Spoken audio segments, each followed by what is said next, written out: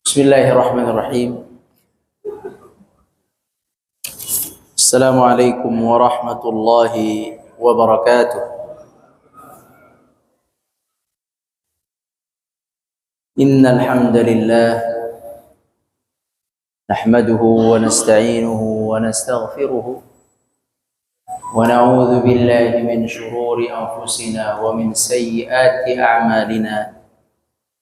Man yahdihillahu fala mudilla lahu wa man yudlil fala hadiya lahu.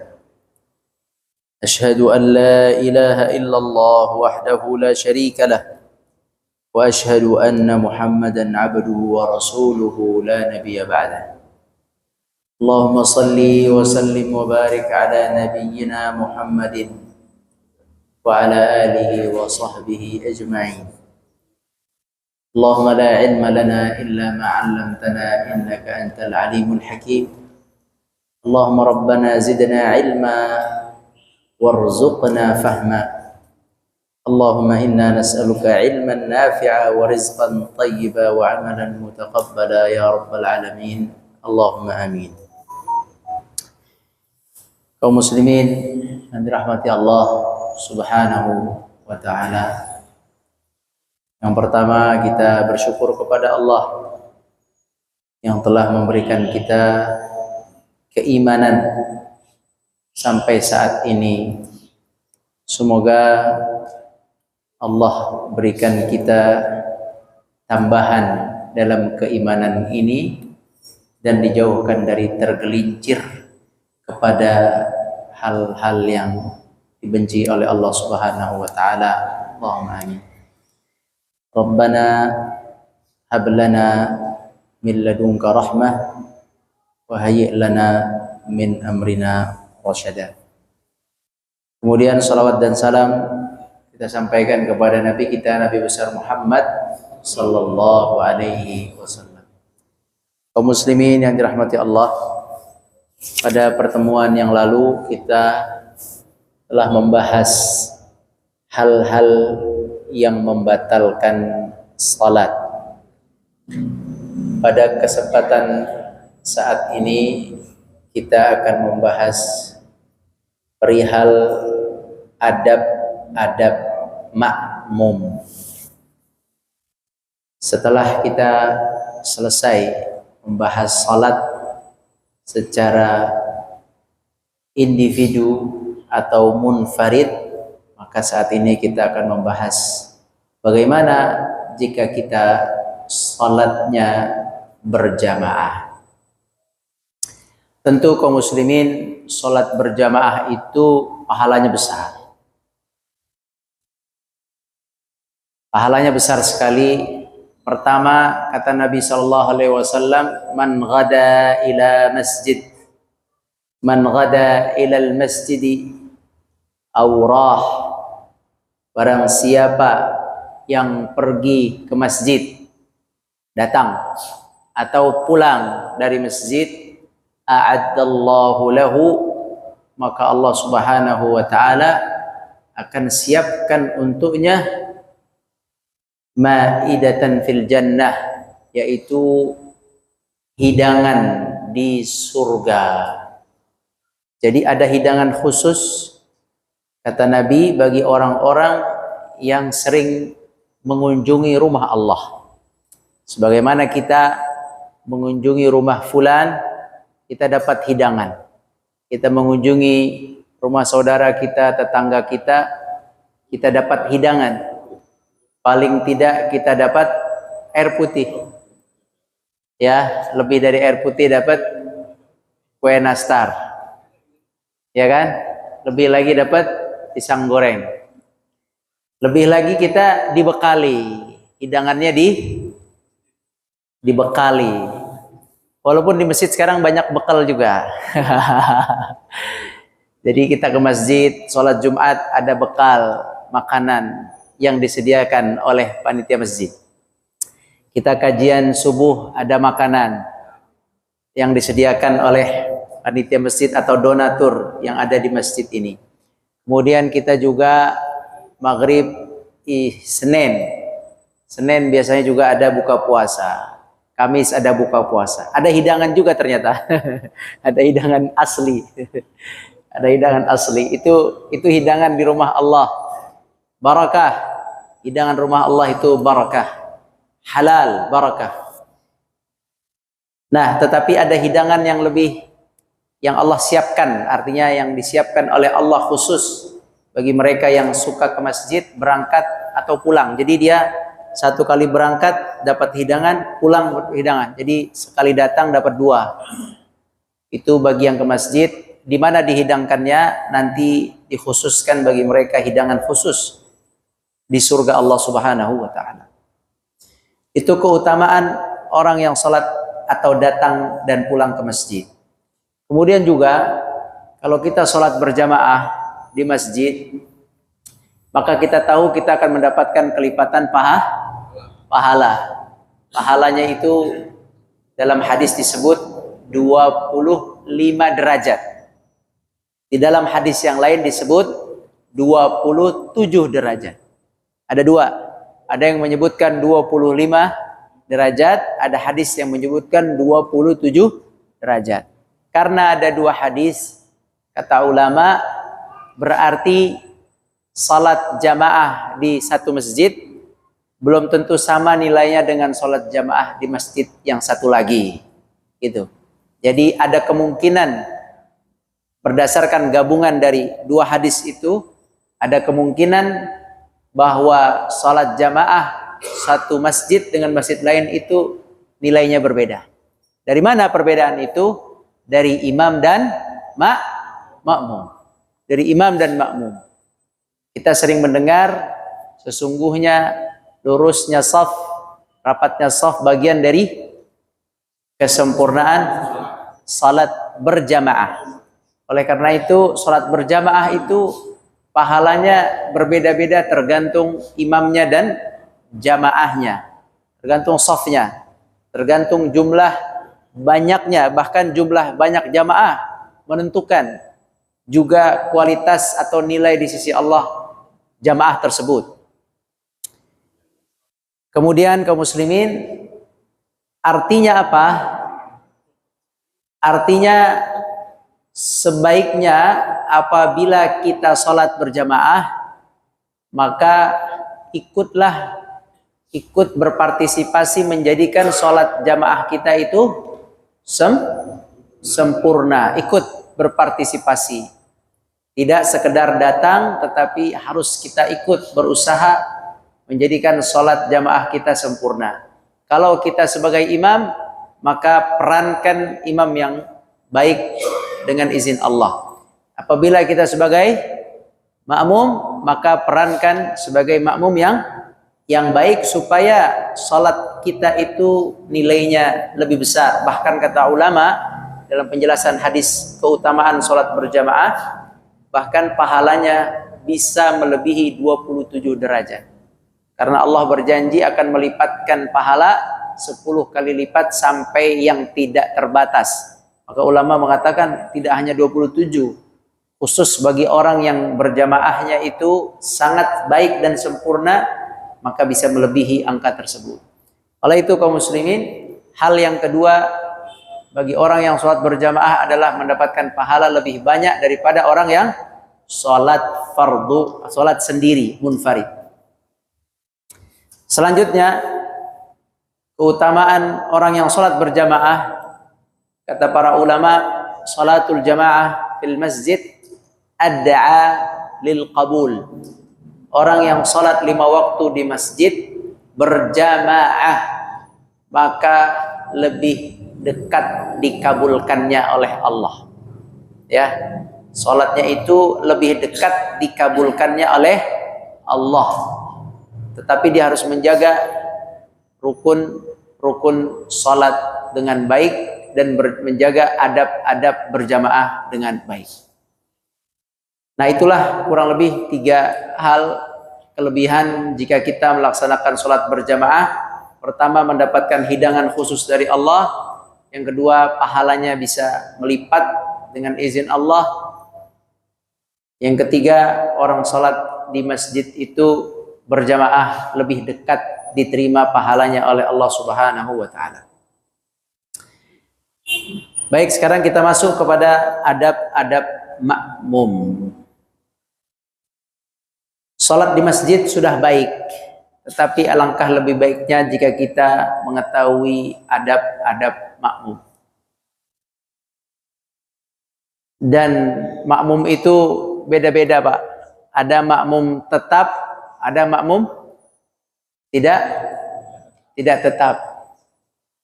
Kalau di Korateba karena masjid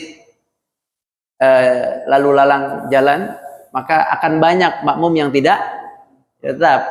Di azan mampir. Nah, makmum yang tidak tetap,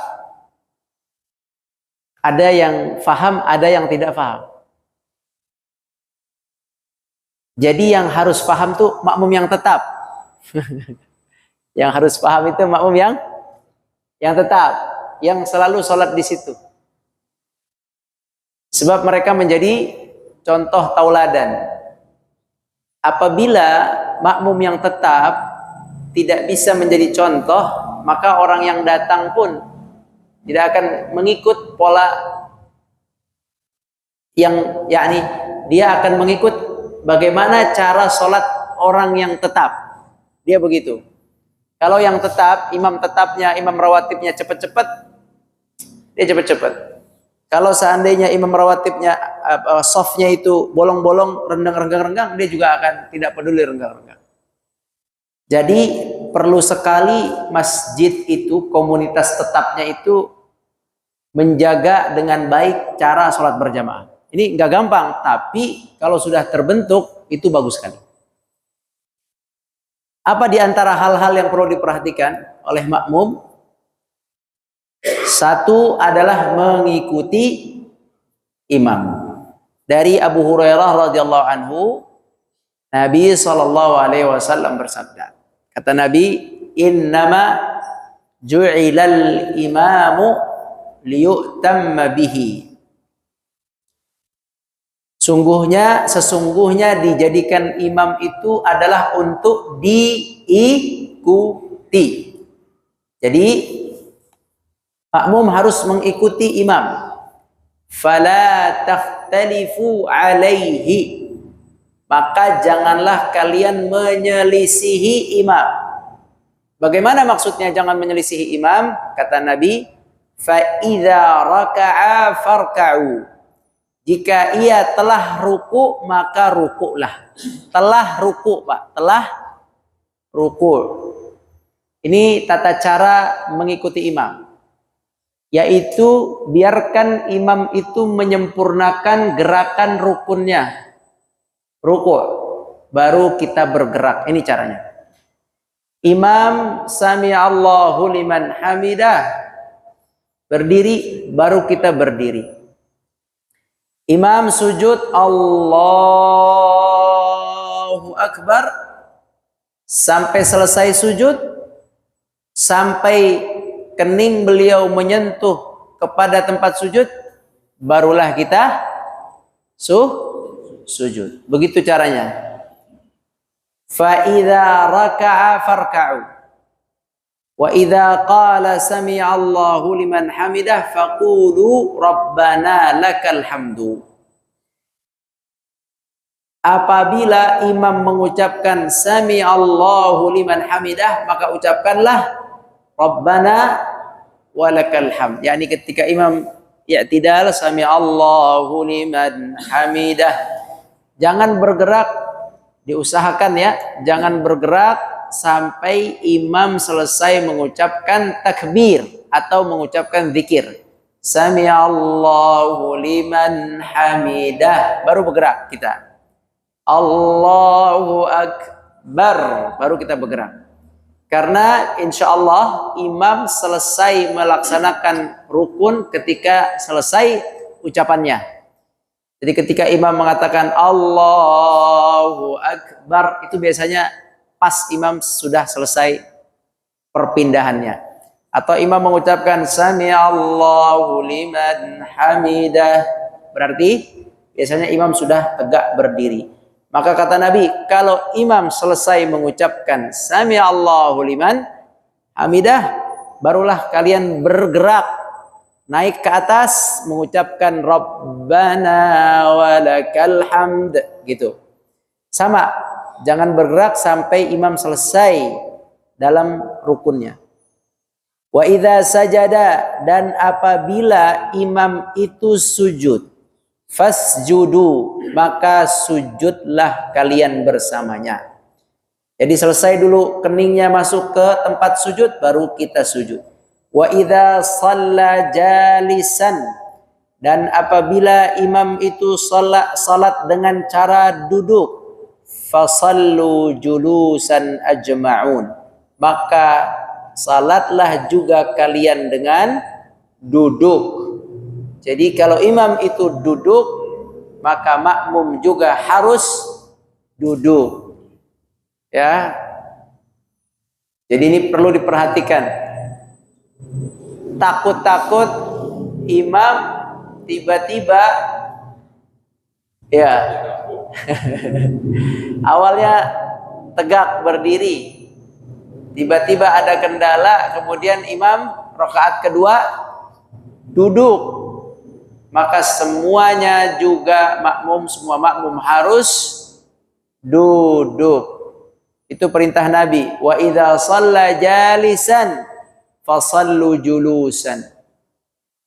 Karena nggak mungkin imam sholat duduk, ya, imam sholat duduk begini, imam rukunya begini, Allahu Akbar. Yang di belakang rukunya sempurna, itu tidak mungkin seperti itu, tidak boleh seperti itu. Terus imam Sami'allahu liman hamidah, duduk imamnya, yang lainnya berdiri, itu tidak boleh seperti itu. Ya, karena beda sholat duduk dengan sholat berdiri. Maka dari itu, saking pentingnya mengikuti imam, bahkan kalaupun imam duduk, kita disuruh duduk, sampai seperti itu. Hadis riwayat Bukhari. Kemudian hadis berikutnya dari Barra bin Azib radhiyallahu anhu, Nabi SAW bersabda, "Idza qala sami'allahu liman hamidah," apabila Nabi mengucapkan Sami'allahu liman hamidah, lam yahni ahadun minna dhahrahu, tidak satu pun dari kami membungkukkan punggungnya. Ya, yakni ketika Allah Sami'allahu liman hamidah, Rasul mengucapkan Sami'allahu liman hamidah, maka sahabat ikut berdiri kan? Rabbana walakal hamd, berdiri. Itu kata sahabat Barra, semua tetap keadaan berdiri dan tidak satupun dari kami bergerak menuju sujud hatta yaqa'a Rasulullah SAW sajidan, sampai Rasulullah SAW sudah pasti sujud, barulah para sahabat pun ikut bergerak sujud. Begitu caranya.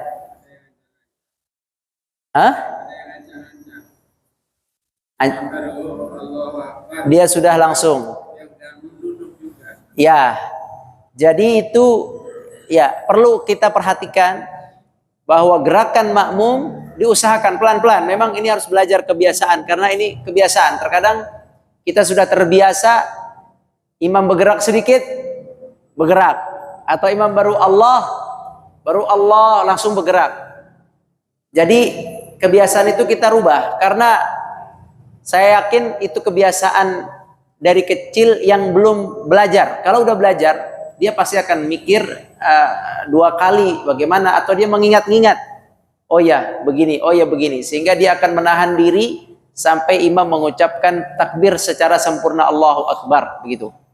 Ya, karena di sini hadisnya sangat jelas, sahabat itu tidak pernah langsung bergerak menuju sujud sebelum Nabi benar-benar sujud.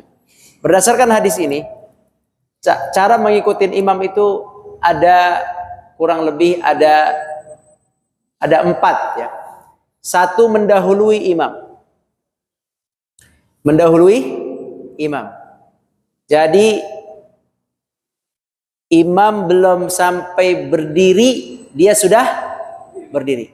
Imam belum sujud, dia sudah, jadi duluan kening dia daripada kening imam. Ini namanya mendahului imam. Orang yang mendahului imam di dalam fikih mereka hukum sholatnya batal. Hukum sholatnya batal jika dia lakukan dengan sengaja dan tidak pernah mau merubah. Terus begitu-gitu dia sholatnya batal. Kebiasaan seperti itu batal. Tidak mau belajar, tidak mau berubah, batal orang yang mendahului imam. Kenapa? Karena tadi kita sudah sepakat, imam itu disyariatkan untuk diikuti. Itu sabda Nabi. Itu rukun. Rukun salat kita itu terikat dengan rukun salat imam, terikat. Makanya imam memang perlu yang mengerti. Karena dia menjadi sandaran bagi rukun yang dilakukan oleh jamaah. Al-Fatihah jamaah, boleh nggak antum nggak baca Al-Fatihah pada sholat maghrib dan isya dan subuh? Boleh nggak? Boleh antum nggak baca Al-Fatihah. Padahal Al-Fatihah itu wajib, rukun, tapi boleh ditinggalkan karena ada imam di pengganti Al-Fatihah buat yang lainnya. Jadi imam itu menggantikan, posisinya benar-benar yu'tamma bih, untuk diikuti secara utuh.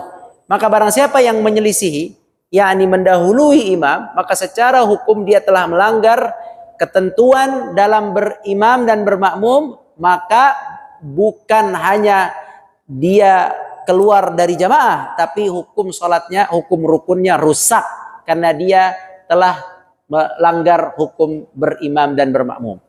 Maka karena hukum rukunnya rusak di mana? Karena dia ngeduluin imam. Ente ngapain ngeduluin imam? Rukun kita terikat sama imam. Kalau kita ngedulun, rusak rukun kita. Maka kata ulama, batal orang yang sengaja sering melakukan mendahului imam berkali-kali. Sholat zuhur begitu, asar begitu, akhirnya batal. Kan jadi sayang ya. Padahal sholat jamaah itu pahalanya besar, nilainya bagus.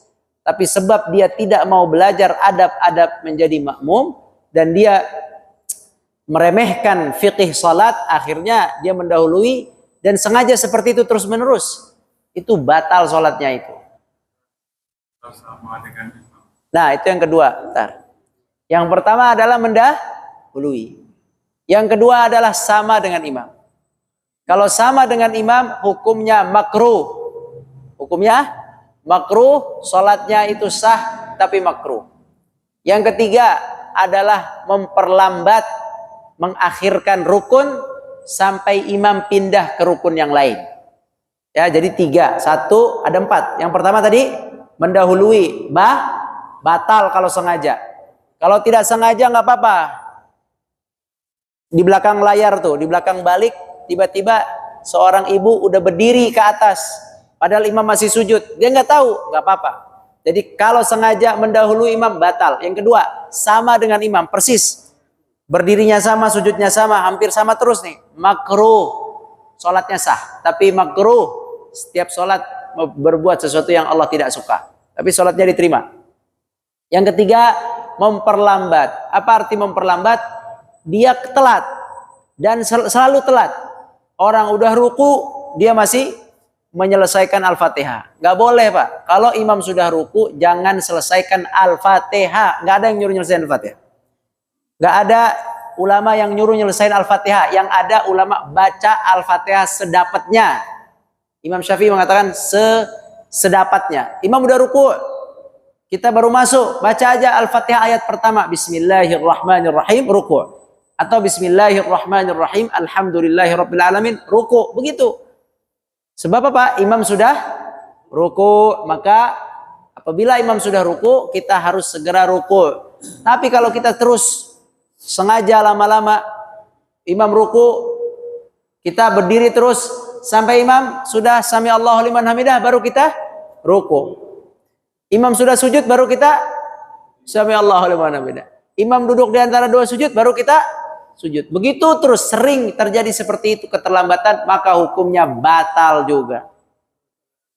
Ya, mending sholat sendiri. Salat yang membelakangi imam, memperlambat gerakan daripada imam dan menjadi kebiasaan, juga kata ulama batal karena dia telah merusak rukunnya. Keluar bukan hanya keluar, batal. Oke. Mana yang terbaik? Tadi mendahului hukumnya batal dengan sengaja. Sama hukumnya makruh. Terlambat sengaja terus begitu batal sholatnya, suruh ngulang sholatnya. Berbeda dengan terlambat karena nggak kedengeran, mikrofon mati, Allahu Akbar, yang di belakang itu udah bangun belum dari ya lagi sujud pertama, udah bangun belum dia sujud terus, tahu-tahu pas itu imam sudah duduk di antara dua sujud, imam udah sujud lagi, udah bangun udah sujud lagi, dia baru bangun karena tidak tertangkap, itu tidak apa-apa, itu dimaafkan. Ya, jadi duluan, sedang, sama, dan terlambat. Yang ketiga, yang paling baik dan paling benar adalah seperti hadis ini, yaitu melaksanakan rukun setelah imam sempurna rukunnya. Sujud baru kita sujud. Nah, 4 cara dalam mengikuti imam. Yang benar 1, yang 2 salah, yang 1 makruh, yang benar 1 yaitu mengikuti sampai imam pas baru kita bergerak. Itu cara yang pertama. Yang kedua, mengenai meluruskan shaf. Nah, ini paling susah ini bab shaf paling susah sedunia ya. Sedunia ya, bukan hanya se-PKT, sedunia kali ya.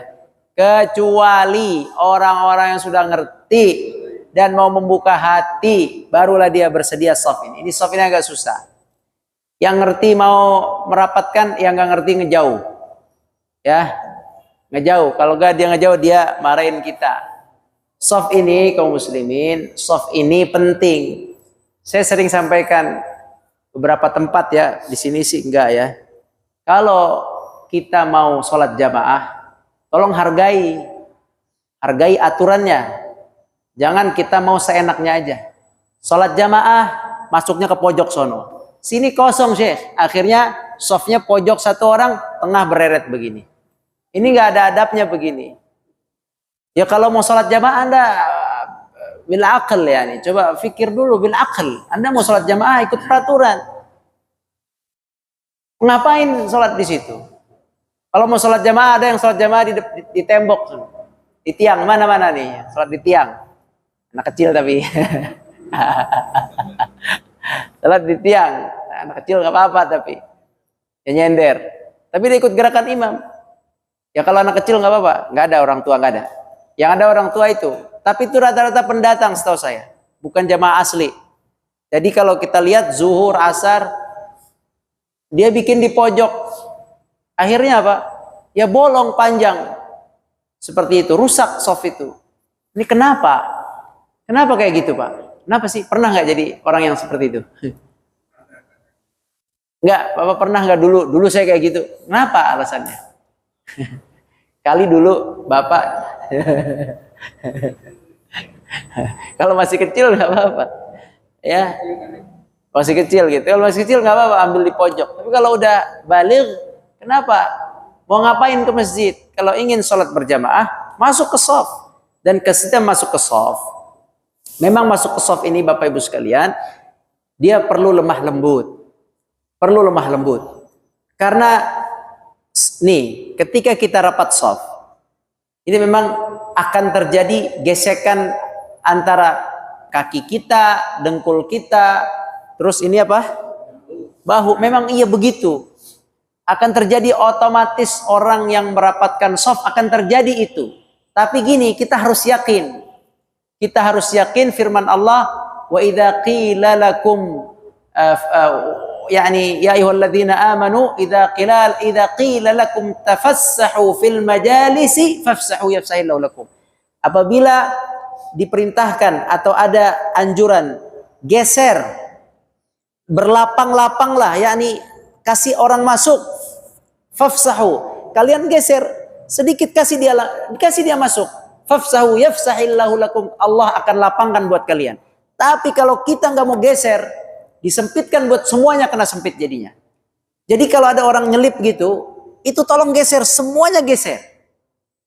Fafsahu yafsahillahu lakum, geser supaya Allah lapangkan bagi kalian. Udah sering saya nyelip shaf di pojok-pojok. Saya sering, kalau di sini saya sering nyelip pojok karena terlalu renggang, saya selip aja. Kadang di tengah saya selip aja gitu.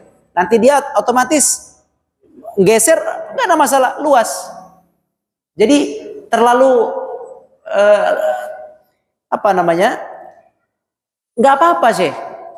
Memang kalau kita masuk tadi sekali lagi, kalau kita udah bikin saf rapat pasti terganggu, terutama ketika tahiyat akhir.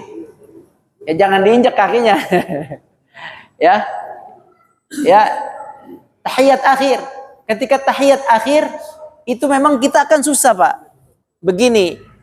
Tapi kalau dia redha, dia ikhlas, dia masuk, pertama tangannya juga nggak apa-apa. Terkadang kita tangan gini.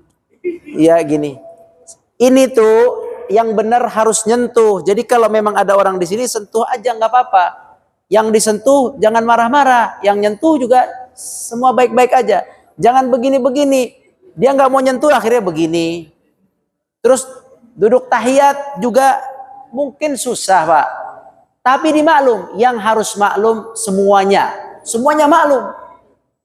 Karena kita sedang sholat berjamaah, nggak lama kok. Semuanya maklum. Semuanya memaklumi. Lihat hadis Nabi SAW. Kata Nabi, luruskanlah saf-saf, aqimus sufuf.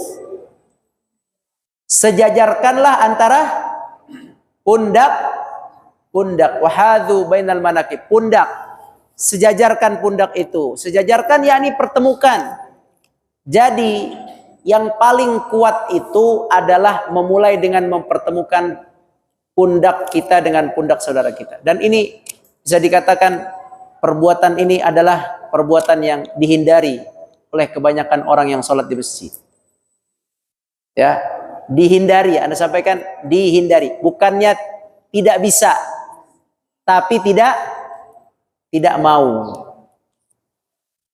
Mungkin kalau sakit, Pak, nggak apa-apa di sini. Yang sakit pakai kursi di pojok nggak apa-apa. Tapi yang sehat walafiat, duduknya bisa normal, dirapatkan. Kata Nabi SAW, rapatkan atau apa namanya tadi, sejajarkan pundak-pundak kalian, sejajarkan pundak kalian. Tutuplah celah-celah. Kalau ada celah tutup, geser. Cara gesernya kemana, Pak? Ke tengah. Yang kanan geser ke kiri, yang kiri geser ke kanan. Geser, rapetin. Ya, biasanya kalau udah geser, merapat. Wasuddul khalal. Kemudian kata Nabi, jangan tutuplah celah-celah, kemudian berlemah lembutlah kepada saudara kalian. Ini yang penting nih, berlemah lembutlah.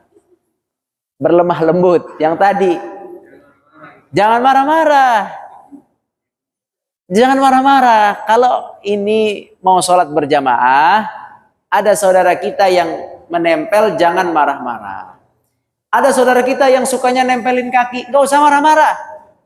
Biarin aja, emang dia mau nempelin kaki. Ada saudara kita yang suka nempelin pundak. Cuman mana sebenarnya yang perlu diperhatikan? Ulama beda pendapat, Pak. Yang satu bilang kaki dulu, yang satu pundak dulu. Tapi anak ikut yang paling kuat pendapat adalah pundak dulu. Rapetin baru nanti kaki menyusul.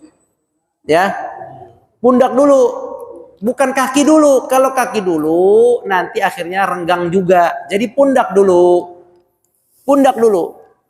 Kalaulah pundak dulu, insya Allah nggak ada masalah. Tapi kalau kaki dulu, sebagian nggak suka, sebagian ya. Tapi kita nggak boleh nyalain dia, nggak apa-apa karena ada ilmunya. Kaki dulu ada ilmunya. Cuman yang lafaz suruh Nabi kaki tempel kaki nggak ada lafaz Nabi itu. Adanya sahabat melakukan itu dibenarkan oleh Nabi SAW. Ya, kalau lafaz yang dari Nabi itu adalah pundak dengan pundak, sama aja tujuannya sama. Tujuannya adalah merapatkan. Terus pundak dengan pundak kata Nabi layyinu. Layyin itu lemah lembut. Lemah lembut ke saudara kita yang mau rapatin. Dikasih kesempatan. Jangan tidak. Memang agak sulit, Pak. Di mana-mana, bukan hanya di sini. Di sini mending lah. Banyak masjid lain itu nggak gampang soft. Dia akan gampang soft jika jamaahnya sudah memahami kaidah ini dan berlapang dada untuk menerapkan. Terutama kalau dia nggak bawa sejadah, dia akan masuk. Kalau bawa sejadah, biasanya sejadahnya dilipat setengah atau sejadah bagian depan saja. Karena sejadah kalau terlalu besar renggang. Ya, renggang sekali. Hah? Iya, kita juga nggak enak injak sejadah orang gitu. Kecuali beliau menyediakan, silakan injak aja sejadah saya. Jadi kaum muslimin rahmati Allah, kita harus berlemah lembut. Berlemah lembut dalam hal masalah shaf ini. Pilihannya antara dua. Kalau nggak mau lurusin shaf, mau renggang, jadi imam aja. Oh.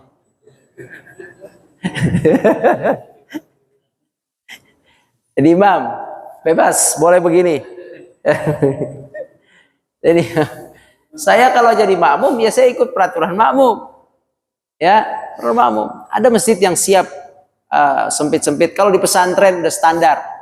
Kalau bapak-bapak pesantren Al-Hijaz misalnya, atau pesantren yang lain banyak. Gak semua pesantren juga. Kalau dari awal udah dibangun seperti itu, simple. Set, rapat semua, lurus. Udah habis sholat, nanti duduknya maju mundur dikit lah. Ya kan? Karena bersila kan. Maju mundur dikit. Tapi sholat set, rapat begitu. Nah itu akan menjadi kesempurnaan sholat berjamaah. Jangan berikan celah kepada setan. Kata Nabi, barang siapa menyambung shaf, maka Allah akan menyambung rahmatnya kepadanya. Barang siapa yang dia sengaja nyambung shaf, dia dempetin, dia rapetin, maka Allah akan menyambung rahmat Allah untuknya. Dan barang siapa yang memotongnya atau memutusnya, maka Allah akan memutus rahmatnya untuknya. Kan kasihan. Jadi memang shaf ini gimana? Harus berusaha untuk merapatkan. Apa yang dirapatkan tadi? Pundaknya. Misalnya begini, saat rapat panas, apalagi sholat tarawih panas, ya udah tambahin aja AC sini. Minta apa pengurus, ini AC 3, sini tambah lagi 3 atau 2, biar nggak numpuk di sana. Ada yang bilang, ana sukanya di sebelah kanan. Kenapa? AC-nya full 3. Terawih. Sini panas katanya. Karena cuma 1. Ya udah nanti dipasang lagi sama Pak Hasan, sama ketua sama wakil ya kan. Pasang lagi sini. Misalnya. Karena yang lain semua kanan kiri tuh. Ini doang nih. Ini kipas. Misal gitu ya. Gak apa-apa diusulkan. Jadi intinya dirapatkan softnya. Dan keutamaannya adalah dia akan, apa keutamaannya? Dia akan mendapatkan khusus sambungan rahmat Allah Subhanahu wa ta'ala. Ya diusahakan. Nomor 3. Tidak berada di belakang imam kecuali baligh dan faham ilmu salat.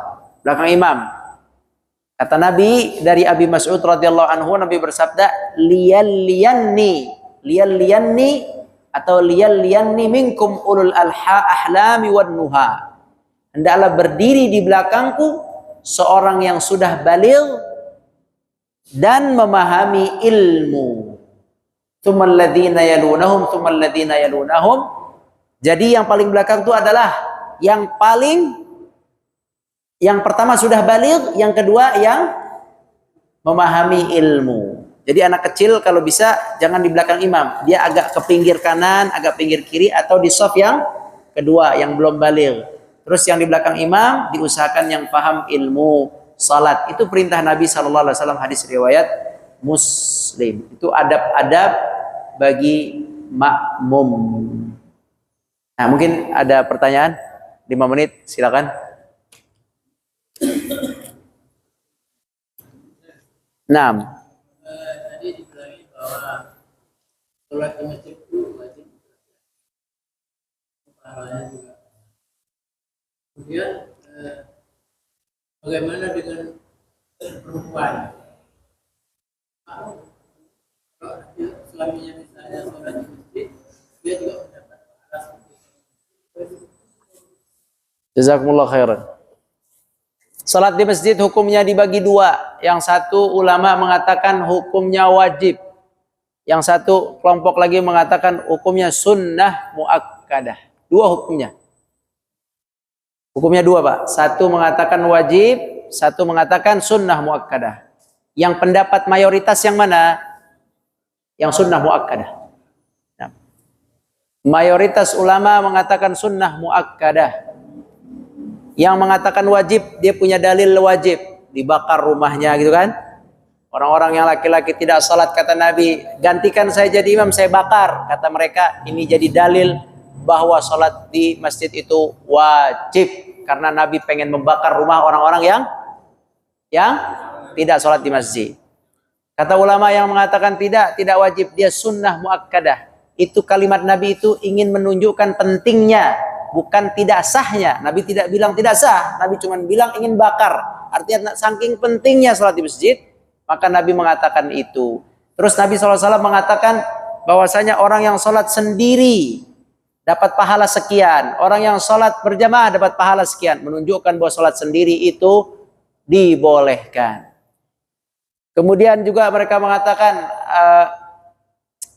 pendalilannya salatul jamaati khairum min salatil fadhi. Salat jamaah itu lebih baik daripada salat sendiri, kata Nabi. Lebih baik menunjukkan bolehnya salat sendiri, begitu. Sehingga lebih baik itu kan berarti kan yang satu boleh, yang satu lebih baik. Itu maksudnya kan. Maka sehingga mayoritas ulama mengatakan bahwa salat di masjid hukumnya sunnah muakkadah. Sangat dianjurkan. Saking sangat dianjurkannya, kata ulama, lebih dekat dikabulkan. Insyaallah orang salat di masjid makbul. Tapi tadi ikutin peraturan. Gak bisa juga salat di masjid semaunya saja. Seperti tadi. Masuk, safnya di pojok. Ada pojok sono, ada pojok sono. Biasanya orang yang bukan sini, Pak. Saya perhatikan pendatang itu. Sana-sana. Jadi perhatikan. Jadi intinya sholat di masjid hukumnya ada yang mengatakan wajib dengan dalilnya, ada yang mengatakan sunnah muakkadah. Bagi perempuan sholat di rumah lebih afdal daripada di masjid. Kalau mau ke masjid juga boleh, tidak ada masalah. Semua akan dihisap oleh Allah, Pak. Yang sholat di rumah dapat keutamaan sholat di rumah bagi perempuan. Yang sholat di masjid akan dapat keutamaan jalan ke masjid. Semuanya dihisap dengan Allah dengan detail. Laki-laki yang sholat sunnah di rumah dapat keutamaan sholat sunnah di rumah. Yang sholat sunnah di masjid karena rumahnya jauh dapat keutamaan sholat sunnah di masjid. Semuanya akan dihitung, Allah yang Maha tahu. Ya, karena keadaan masing-masing berbeda. Nah, dulu Maryam di masjid terus. Ya, Maryam perempuan di masjid terus.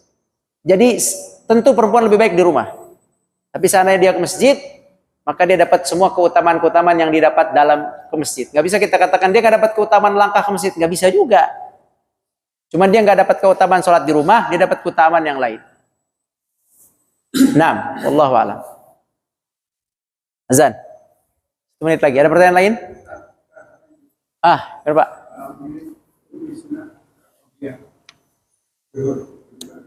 4 rakaat, betul. 2-2. Salat sunnah sebelum zuhur 2-2. 4 rakaat. Boleh. Barang siapa yang cara melaksanakan salat sunnah, Pak. Salat sunnah itu cara melakukannya paling baik 2-2. Boleh 4 1 salam. Boleh 8 1 salam. Boleh 9 salat witir 1 salam. Boleh. Tapi yang paling baik 2-2. Jadi kalau 4 boleh. Langsung 4 1 salam boleh, nggak ada masalah. Alhamdulillah. Sama kayak tarawih. Boleh 4-4-3. Baik, selesai sampai di sini. Ada pertanyaan lagi? Bintang ente nanya apaan, Bintang? Bintang. Dia softnya di belakang ya. Maklum kalau Bintang nggak masih kecil, udah balik belum Bintang? Kalau belum balik nggak apa-apa ya. Baik, demikian wallahu a'lam. Yang benar dari Allah, yang salah dari ana mohon maaf. Selamat beribadah, menyempurnakan shaf. Semoga menjadi pahala tambahan bagi kita. Amin ya rabbal alamin. Aqulu qouli hadza wa astaghfirullah li wa lakum wallahu a'lam. Wassalamualaikum warahmatullahi wabarakatuh. Subhanakallahumma wa bihamdika asyhadu an la ilaha illa anta astaghfiruka wa atubu ilaik.